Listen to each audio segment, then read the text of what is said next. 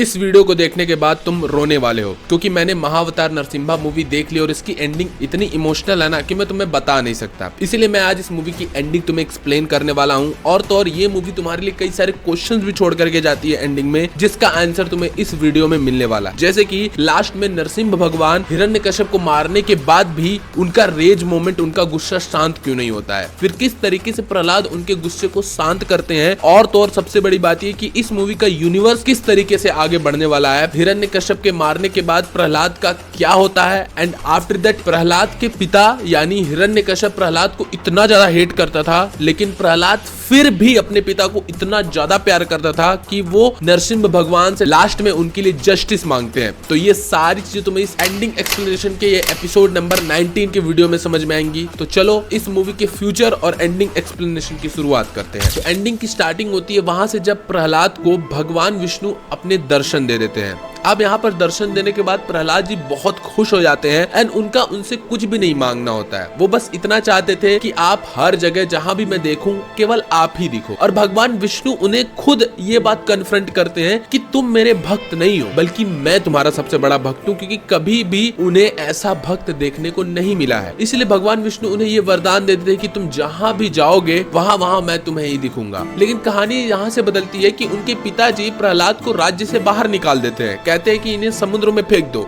लेकिन फिर भी प्रहलाद अपने वापस से राज्य में जाते हैं। वो रास्ते से जा रहे होते हैं और उन्हें हर जगह भगवान विष्णु दिखाई दे रहे होते हैं, फूलों में, पत्तियों में, पेड़ों में। एंड सबसे बड़ी बात ये कि उनके राज्य में सबको ये लगता है कि प्रहलाद अब मर चुके हैं, उनको अब ले जा करके समुद्र में फेंक दिया गया है। और तो यहाँ पर हम देखते हैं कि ये दो राक्षस जो बैठे हुए होते हैं, ये वही राक्षस होते हैं जो मूवी की एक सीन में प्रहलाद को ले जा करके पहाड़ से नीचे फेंकने वाले होते हैं। और ये पहाड़ वाली सीन इसलिए इतनी ज्यादा इंपॉर्टेंट होती है क्योंकि मैं पर्सनली इस वाली सीन को देख के बहुत रोया था, इसलिए क्योंकि यहाँ पर प्रहलाद जी कैसे इन दोनों राक्षसों को, जो कि पहले प्रहलाद को बहुत ज्यादा हेट करते थे, वो प्रहलाद को लाइक करने लगते हैं केवल इस पहाड़ वाले इवेंट से। जब वो पहाड़ पे प्रहलाद जी को फेंकने के लिए ले जा रहे होते हैं एंड जब प्रहलाद जी उनसे बातें करते हैं, देन पूरा का पूरा ये दोनों के दोनों जो सिपाही होते हैं प्रहलाद जी से बिल्कुल इम्प्रेस हो जाते हैं। और इम्प्रेस होने के साथ साथ ही वो उनके भक्त बन जाते हैं। और वही दोनों सिपाही यहाँ पर बैठे हुए होते हैं और काफी सैड बैठे हुए होते हैं। और सबसे बड़ी बात यह है कि ये दोनों राक्षस होते हैं और हिरण्यकश्यप के राज्य में ऐसा माना जाता था कि कमजोरों को कमजोर ही समझा जाएगा, कमजोरों को ही दबाया जाएगा, कमजोर को कभी नहीं हमें आगे बढ़ाना है। लेकिन इनका एक एटीट्यूड तुम ध्यान से देखना कि ये अपने हाथ से सेब लेकर के एक कमजोर बच्चे के हाथ में दे रहे होते हैं, जो कि यही एटीट्यूड रिप्रेजेंट कर रहा होता है कि किस तरीके से प्रहलाद जी से ये लोग इतना ज्यादा इन्फ्लुएंस हो गए। केवल वो 5 मिनट की पहाड़ वाली बात ही इन लोगों को इतना ज्यादा इन्फ्लुएंस कर दी कि ये भी अब अधर्म का रास्ता छोड़ करके धर्म के रास्ते पे चल पड़े हैं। ये लोग भी काफी सैड होकर के बैठे हुए होते हैं। इन्हें लगता है कि प्रहलाद जी अब इस दुनिया से चले गए क्योंकि उन्हें फेंक दिया गया है। लेकिन तभी अचानक से वो लोग सामने देखते हैं तो प्रहलाद नाचते हुए नजर आते हैं। वो बिल्कुल भगवान की भक्ति में इतना रम गए होते हैं और वो नाचते हुए आते हैं। और इन लोग देख करके उनके सामने अपने घुटने टेक देते हैं, उनसे हाथ जोड़ते हैं और ये लोग भी नाचने लग जाते हैं। ये दोनों ढोल और ताशे उठा करके बजाने लगते हैं और गांव के सभी लोग इन्हें देख करके खुश हो जाते हैं और वो भी लोग इनके साथ उस भक्ति में नाचने लग जाते हैं। मानो ऐसा कि प्रहलाद जी का इम्पैक्ट इतना ज्यादा हो जो कि हिरण्यकश्यप में पिछले 10-15 साल में नहीं कर पाया, वो प्रहलाद जी ने केवल और केवल 1 महीने या कुछ दिनों के अंदर कर दिया। उनकी तेज से पूरा का पूरा गांव उनसे इन्फ्लुएंस हो गया। और हमें ये नहीं भूलना चाहिए कि वो एक ऐसा गांव था जहां पर लोग नहीं रहते थे, राक्षस रहते थे। और ये राक्षस कुल को इन्फ्लुएंस कर लेना भगवान के लिए बहुत बड़ी बात होती है, जो कि हमें यही दिखाता है कि धर्म की ताकत कितनी ज्यादा बड़ी होती है और प्रहलाद जी के अंदर कितना ज्यादा तेज था कि हर कोई उनसे इन्फ्लुएंस हो जाता था, उनके आगे हाथ जोड़ने लग जाता था। खैर उसके बाद प्रहलाद जी अपने भक्ति में रमते हुए, नाचते हुए जहां जहां वो देखते हैं उन्हें केवल भगवान विष्णु ही दिखाई दे रहे होते हैं। वो अपने पिताजी के राज्य में पहुंचते हैं और राज्य में पहुंचने के बाद सबसे पहले उनके पिता यानी हिरण्यकश्यप देख करके उसे चिढ़ जाता है और एकदम परेशान सा हो जाता है कि मैंने तुझे इतना मारने की कोशिश की लेकिन तू अभी तक नहीं मरा। लेकिन इतना कुछ करने के बाद भी प्रहलाद जी अपने पिता को बहुत प्यार करते थे और उन्होंने यहाँ पर बोला भी कि मैं आपको बहुत ज्यादा प्यार करता हूँ। लेकिन हिरण्यकश्यप उनसे ये क्वेश्चन पूछता है, अच्छा तू मुझे बहुत ज्यादा प्यार करता है, लेकिन तू तो विष्णु को भी बहुत ज्यादा प्यार करता है। आज तू मुझे ये बता कि तू किसको ज्यादा प्यार करता है, तू मुझे प्यार करता है कि उस विष्णु को, उस भगवान को प्यार करता है। देन प्रहलाद जी यहाँ पर बड़े अच्छे से उन्हें जवाब देते हैं कि देखिए, आप मेरे पिता हो, मैं आपको प्यार करता हूँ, लेकिन आप केवल एक जन्म के पिता हो, लेकिन भगवान विष्णु वो मेरे हर जन्म के पिता है। इसीलिए ये चीज यहाँ से सिंपली क्लियर तो हो ही जाती है कि वो भगवान विष्णु को किसी से भी सबसे ज्यादा मानते हैं। और सबसे बड़ी बात ये है कि जब उन्हें समुद्र में फेंक दिया गया था, उस वक्त जब वो विष्णु भगवान को पुकार रहे थे, उस वक्त उन्होंने ये भी बोला था कि सबने मेरा साथ छोड़ दिया, कोई मेरे साथ नहीं रहा, और तो और मेरी माँ, मैं जिसको सबसे ज्यादा प्यार करता था, उनसे मुझे दूर कर दिया गया। मैं काफी अकेला महसूस कर रहा हूँ अपने आप को, प्लीज मुझे दर्शन दे दो भगवान। और इसी चीज पे भगवान विष्णु ने उन्हें दर्शन दिया था, इसीलिए उन्होंने यहाँ पर विष्णु भगवान को अपना पिता बताया। और तो और वो हिरण्यकश्यप को विष्णु भगवान को अपना पिता बताने के साथ साथ उन्होंने ये नहीं कहा कि मैं आपको प्यार नहीं करता हूँ, मैं आपको भी बहुत प्यार करता हूँ, लेकिन विष्णु मेरे सबसे बड़े पिता है।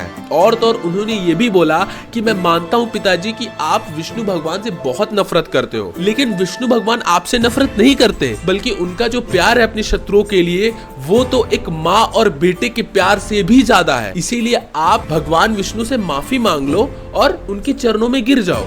लेकिन वही हिरण्यकश्यप ये बात मानता नहीं है और वो बोलता है कि तू मुझे अब सिखाएगा। और जब ये बात प्रहलाद अपने बाप को बता रहे होते हैं, देन जो हिरण्यकश्यप होता है वो देखते हो तो धीरे धीरे करके सीढ़ियों से नीचे उतर रहा होता है। और ये एक बड़ी अच्छी सीन होती है कि वो किस तरीके से धीरे धीरे करके सीढ़ियों से नीचे उतर रहा है, जो कि यही बता रहा होता है कि किस तरीके से अब वो एक राजा से एक राक्षस के रास्ते पे बढ़ रहा है। अब वो किस तरीके से अपने रेज मोमेंट में आ रहा है एंड अब उसका अंत किस तरीके से नीचे गिर रहा है एंड वो किस तरीके से धीरे धीरे सीढ़ियों से नीचे उतर रहा होता है। देन यहाँ पर हिरण्यकश्यप उससे बोलता है कि मैं उस कायर से बात नहीं करता, आज फैसला हो ही जाना चाहिए कि कौन असली राजा है। वो तो हमेशा मुझसे छुपता रहता है, अगर इतनी हिम्मत है तो मेरे सामने क्यों नहीं आता। देन प्रहलाद जी उनसे बोलते हैं कि वो तो हर जगह है, कहीं पर भी आप देखो वो सर्वत्र है, वो जीव निर्जीव हर जगह है। देन यहाँ पर हिरण्यकश्यप बोलता है अच्छा वो हर जगह है, मतलब इस दीवार में भी होंगे। एंड वो उस वक्त जैसे ही दीवार पे हिरण्यकश्यप मारता है, उस दीवार से नरसिंह भगवान यानी भगवान विष्णु का अवतार प्रकट हो जाते हैं। और यहाँ पर ये देखने वाली चीज है, जैसे ही भगवान नरसिंह का अवतार प्रकट होता है, तब सभी के सभी जो राक्षस वहां से होते हैं वो डर के तो भाग जाते हैं, लेकिन हिरण्यकश्यप जरा सा भी नहीं डरता, क्योंकि सिंपल सी बात है कि हिरण्यकश्यप की जिंदगी का मेन गोल यही होता है कि उसे भगवान विष्णु को कैसे भी करके मारना है। एंड उसके सामने वो जो चाहता था वो तो हो गया, वो 1-to-1 फाइट करना चाहता था भगवान विष्णु से, और नरसिंह अवतार उसके सामने आते हैं और हिरण्यकश्यप नरसिंह अवतार को ललकारता है और उन्हें 1-to-1 फाइट करने के लिए बुलाता है। लेकिन हिरण्यकश्यप जितना ज्यादा हमें बहादुर दिखता है और भगवान को 1-to-1 फाइट करने के लिए ललकारता है, वो उतना होता नहीं, वो बहुत ही ज्यादा बोल सकते हैं डरपोक होता है, वो हर चीज से डरता है। और यहाँ पर इन दोनों लोगों की फाइट स्टार्ट भी हो जाती है और फाइट बहुत ही ज्यादा टक्कर की होती है, क्योंकि सिंपल सी बात है कि हिरण्यकश्यप भी कोई मामूली राक्षस नहीं था, उसने स्वर्ग लोक तक पे विजयी पा लिया था और वो इतना ज्यादा शक्तिशाली था कि लोग उससे डरते थे, भगवान तक उससे डरते थे। और इसीलिए यहाँ पर जो फाइट होती है नरसिंह अवतार की हिरण्यकश्यप से, वो बहुत ही कांटे की टक्कर होती है। यहाँ पर पहले ही बार में भगवान के नरसिंह अवतार का जो दांत होता है वो हिरण्यकश्यप की तलवार को चीर के रख देता है। इन दोनों लोगों के बीच में जब फाइट हो रही होती है तो जितना ज्यादा हिरण्यकश्यप मार खा रहा होता है, उतना ही ज्यादा भगवान नरसिंह भी हिट किए जाते हैं हिरण्यकश्यप के द्वारा, इतना ज्यादा उन्हें भी झेलना पड़ता है हिरण्यकश्यप के उन पंचेस को। लेकिन यही है कि भगवान नरसिम्हा तो भगवान नरसिम्हा है। और एक सीन मुझे इसमें बहुत ही अच्छी लगती है कि एक टाइम आता है जब भगवान नरसिम्हा अपने इस वाले उंगली से अपने आप को उल्टा करके खड़ा करते हैं, और ये चीज देख करके मुझे कहीं ना कहीं यही समझ में आ रहा होता है किस तरीके से पूरी धरती भगवान विष्णु के ऊपर टिकी हुई है, क्योंकि वो टिका करके रखे हैं। भले ही वो उल्टे हुए दिखते हैं, लेकिन वो इनडायरेक्टली उनका वो टिकाने वाला सिंबोलिज्म हमें यहाँ से समझ में आता है। फिर से दोनों लोगों के बीच में फाइट होती है एंड ऑब्वियसली बहुत ही ज्यादा कांटे की टक्कर होती है। और एक पॉइंट ऐसा आता है कि यहाँ पर हारने लग जाता है हिरण्यकश्यप। लेकिन सबसे बड़ी बात ये होती है, जैसे ही हिरण्यकश्यप हारने लग जाता है,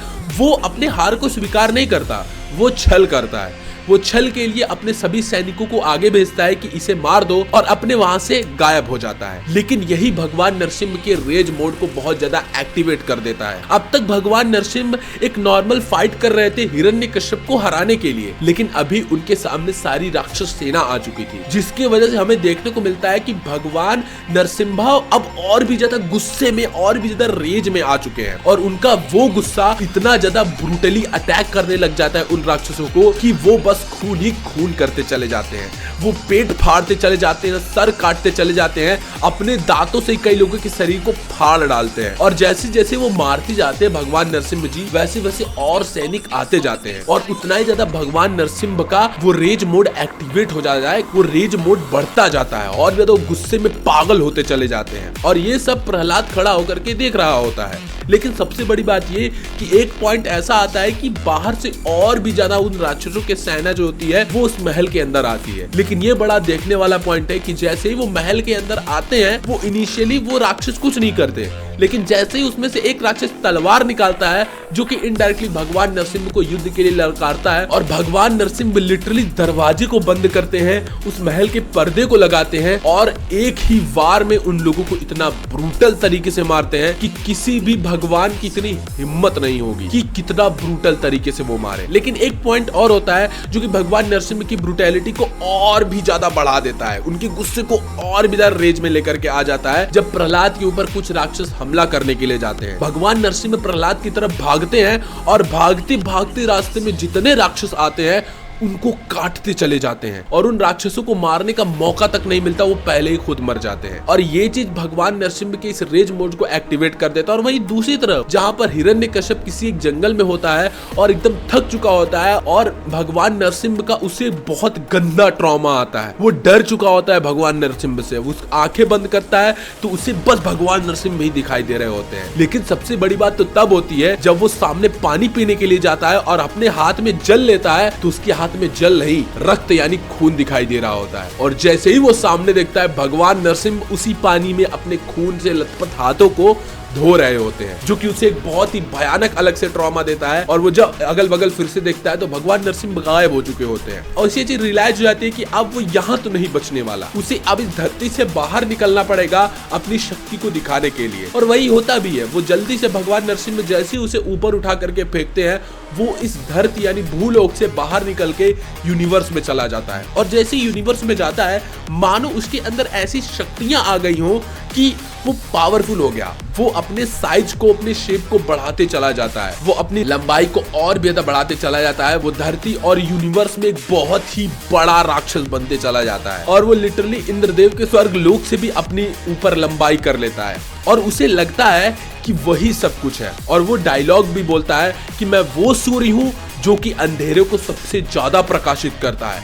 मतलब वो मियाँ मिट्ठू बनने वाली जो बात है, वो अपनी पावर को दिखाने के बाद अपने आप को ग्लोरीफाई करता है कि मुझसे बड़ा और कोई नहीं है, मैं ही हूँ सर्वशक्तिमान। लेकिन जब उसे रियलिटी का पता चलता है ना कि वो कुछ भी नहीं है, जब भगवान विष्णु उसे अपना चेहरा दिखाते हैं और भगवान विष्णु की जब वो पूरा का पूरा शेप और साइज को देखता है, देन वो केवल और केवल भगवान विष्णु के एक उंगली के बराबर होता है। वो जितनी बड़ी अपनी साइज कर चुका होता है ना, जब वो ऊपर भगवान विष्णु को देखता है और अपने आप को नीचे देखता है तो वो खुद भगवान विष्णु के हाथों में खड़ा होता है, एक छोटे से माचिस की तीली के समान। और भगवान विष्णु के आंखों में देखता है तो उनके आंखों में पूरा का पूरा यूनिवर्स समाया हुआ होता है, जिसको हम लोग मॉडर्न लैंग्वेज में ब्लैक होल भी कहते हैं। वो सारी की सारी यूनिवर्स भगवान विष्णु के आंखों में समाई हुई होती है। लेकिन यहाँ पर हिरण्यकश्यप अटैक करने की कोशिश करता है, लेकिन ऑब्वियसली भगवान विष्णु उसे नीचे फेंक देते हैं और वापस से वो अपनी उसी राज्य में जाकर के गिरता है। और इस बार वो जैसे ही अपने राज्य में गिरता है उसकी सारी शक्तियां छिन जाती हैं,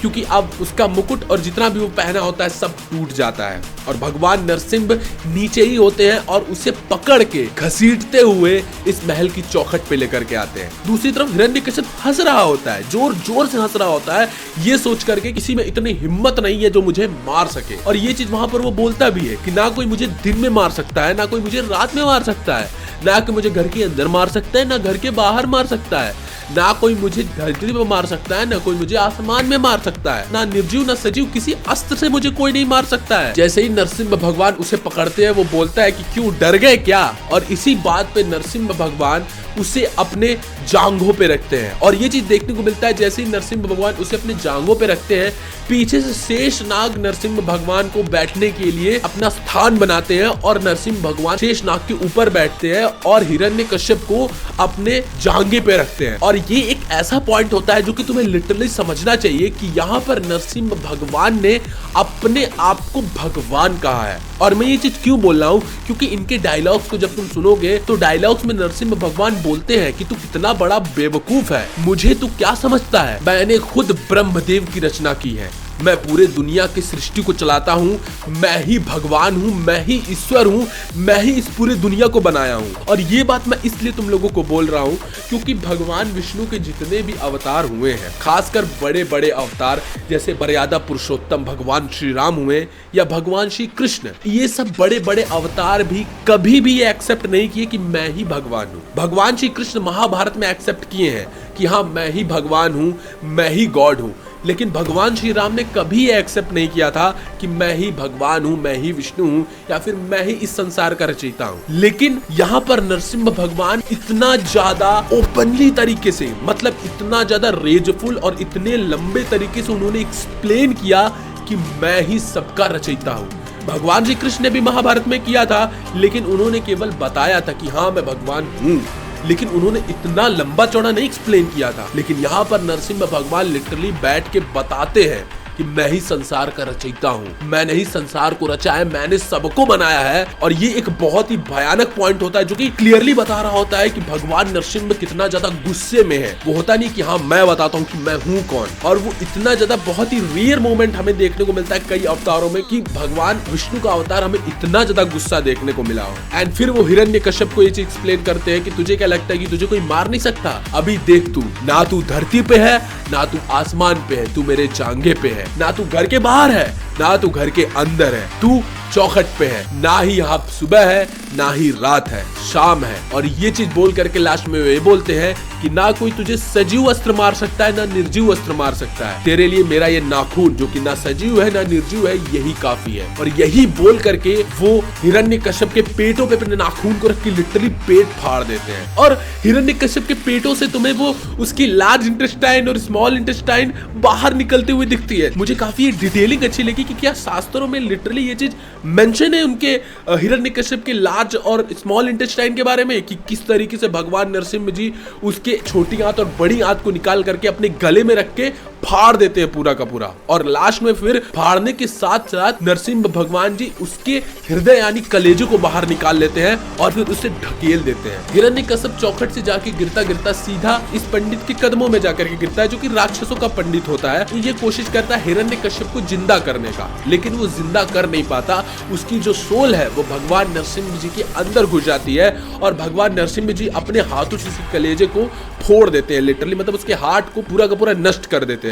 और ये चीज देख करके वो पंडित भी डर जाता है और वहां से वो भाग जाता है। लेकिन सबसे बड़ी बात ये है कि उस वक्त भगवान नरसिम्हा जी अपने रेज में होते हैं, वो इतना ज्यादा रेज में होते हैं कि वो वहां पर तबाही मचाने लग जाते हैं, पूरा त्राही त्राही मचा देते हैं। उनके इस गुस्से से ना केवल धरती लोग बल्कि पाताल लोग, स्वर्ग लोग सब के सब हिलने लग जाते हैं, वो तबाही मचाने लग जाते हैं। उनके गुस्से को कोई शांत नहीं करा पाता और उनके गुस्से का केवल एक ही रीजन होता है। वो गुस्सा इसलिए नहीं होता है कि उनके अवतार में ही गुस्सा होता है, वो गुस्सा यही बताता है कि जब एक भगवान एक इतने बड़े राक्षस को मारने के लिए जाता है तो भगवान की शक्तियां उसे किस हद तक राक्षस के समान बर्ताव करने लायक बना देती हैं। और भगवान नरसिम्हा का ये जो अवतार था वो एक कोई पॉजिटिव अवतार नहीं है, वो एक रेजफुल अवतार है कि किस तरीके से वो ब्रूटैलिटी से लोगों को मार रहे थे। उन राक्षसों को कितने गंदी तरीके से उन्होंने मारा था कि कोई गॉड कभी सोच भी नहीं सकता इतने गंदे तरीके से किसी को मारने का। इसीलिए वो गुस्से से बिल्कुल पागल हो चुके थे। सारे भगवान आते हैं और किसी भगवान में भी हिम्मत नहीं होती है कि वो नरसिम्हा भगवान के इस अवतार को जाकर के शांत करा पाए। इंद्रदेव से बोला जाता है तो इंद्रदेव भी निगलेक्ट कर देते हैं, माता से बोला जाता है तो वो भी निगलेक्ट कर देती है, और फिर लास्ट में आते हैं सब लोग ब्रह्मदेव के पास। और ब्रह्मदेव से वो जैसे ही बोलते हैं, ब्रह्मदेव बोलते हैं कि इन्हें तो केवल एक ही इंसान शांत करा सकता है, वो है खुद प्रहलाद, क्योंकि प्रहलाद के वजह से ही इनका गुस्सा इतना ज्यादा फूटा हुआ है और प्रहलाद ही अब इनके गुस्से को शांत करा सकता है। और ये एक मोमेंट है, इस एंडिंग को तुम बड़े ध्यान से समझना, तुम्हें प्रहलाद के बारे में बहुत ही अच्छी चीजें पता चलेंगी कि जब भगवान प्रहलाद जा करके शांत कराने की कोशिश करते हैं भगवान नरसिंह जी के अवतार को, जैसे ही वो बोलते हैं कि शांत हो जाइए, भगवान नरसिंह जी का अवतार उन्हें देख करके लिटरली सिंहासन से नीचे की तरफ बैठ जाते हैं। ऐसा मानो कि प्रहलाद को देख करके भगवान नरसिंह जी के अवतार का वो जो गुस्सा अचानक से गायब हो जाता है और वो जैसे ही नीचे बैठते उनके सर पे वो क्राउन आ जाता है जो कि उनके गॉड और पीसफुल एटीट्यूड को वापस से बताने लग जाता है। और फिर भगवान नरसिंह जी प्रहलाद को अपने गले से लगा लेते हैं और प्रहलाद जी यहाँ पर उनसे बोलते भी हैं कि आप मुझे अभी अपने गोद में बैठा के मुझे खिला रहे हो और मैं इसका कैसे भरपाई करूंगा, मैं तो इस चीज का पूरे जन्मों में भरपाई नहीं कर सकता। और प्रहलाद जी यहाँ पर ये भी बोलते हैं मेरे पिताजी ने जो भी किया वो गुस्से की वजह से किया, मतलब इनडायरेक्टली प्रहलाद जी अपने पिता की साइड लेते हुए बोलते हैं कि उन्होंने जो किया गुस्से की वजह से किया, अब उन्हें सजा नहीं मिलनी चाहिए, उन्हें उनकी गलती की सजा मिल चुकी है। और इसी बात को नरसिंह भगवान बोलते हैं कि प्रहलाद तुम चिंता मत करो, वो मेरे हाथों से मरे हैं, इसका मतलब ये है कि उन्हें स्वर्ग की प्राप्ति हो चुकी है, वो अब स्वर्ग लोक को सिधार चुके हैं, वो अब नरक में नहीं गए हैं, अब वो स्वर्ग लोक को चले गए हैं, उनको मुक्ति मिल गई है। और ये एटीट्यूड प्रहलाद का हमें ये बता रहा होता है चीख चीख के कि प्रहलाद के पिता कैसे भी हो, प्रहलाद के लिए उनका एटीट्यूड कैसा भी हो, प्रहलाद अपने पिता से फिर भी बहुत ज्यादा प्यार करते थे, बहुत ही ज्यादा। और लास्ट में वो भगवान जी से यही बात तो बोले, मेरे पिताजी ने जो किया वो उनकी गलती थी और उनको वो मिला, लेकिन मैं उनसे अभी भी प्यार करता हूँ, इनडायरेक्टली उन्होंने यही बोला था। और भगवान उनकी बात समझे और उन्हें बोले कि अब उन्हें मुक्ति मिल चुकी है। प्रहलाद को इसी एटीट्यूड को देख करके नरसिंह भगवान ने ये बोला कि तुम मुझे सबसे ज्यादा प्रिय हो, सभी भगवान से प्रिय हो, इंद्रदेव से भी ज्यादा, सबसे ज्यादा मुझे तुम ही प्रिय हो, क्योंकि ऐसा भक्त ना कभी हुआ है ना कभी होगा, ऐसा भक्त बहुत रेयर है मिलना। इसीलिए वो लास्ट में बोलते हैं कि तुम्हें जो भी पूजेगा उसको मेरे तरफ से भी उसका फल प्राप्त होगा।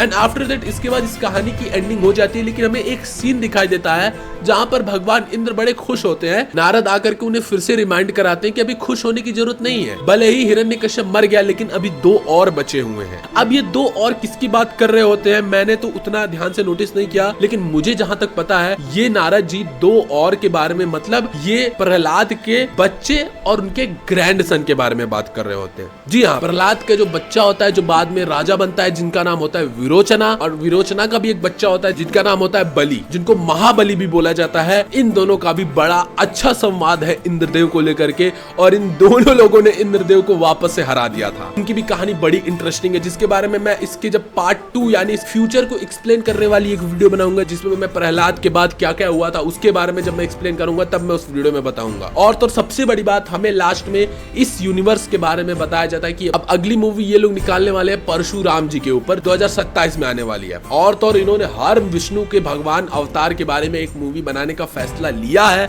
और उसका पूरा का पूरा यूनिवर्स भी इन लोगों ने पूरा हमें बता दिया है, जिसके यूनिवर्स के बारे में भी मैं एक वीडियो बनाऊंगा, इसके फ्यूचर के बारे में भी मैं एक वीडियो बनाऊंगा। तो अगर वीडियो चाहिए तो इस वीडियो पे 500 कमेंट्स कर दो, वीडियो तुरंत आ जाएंगी। और हाँ, अगर तुम लोगों ने इस एंडिंग एक्सप्लेनेशन के एपिसोड्स तुम नहीं देख रहे हो, ये एपिसोड 19 है, बाकी इसके 18 एपिसोड्स अगर तुम नहीं देखे हो तो जाकर के देखो यार, व्यूज नहीं आ रहे हैं, और अगर सपोर्ट नहीं आएगा तो मैं सीरीज बनाना बंद कर दूंगा, वीडियोस बनाना बंद कर दूंगा और डिमोटिवेट हो जाऊंगा, समझ रहे हो। तो ये प्लेलिस्ट आ रही है यार, प्लीज जाकर के देखो, और मुझे इंस्टाग्राम पे फॉलो कर लो, वहां मैं पूछता रहता हूँ क्वेश्चंस तुमसे। इसी प्लेलिस्ट की सारी वीडियो देख डालो, मिलते हैं यहीं पे तुमसे।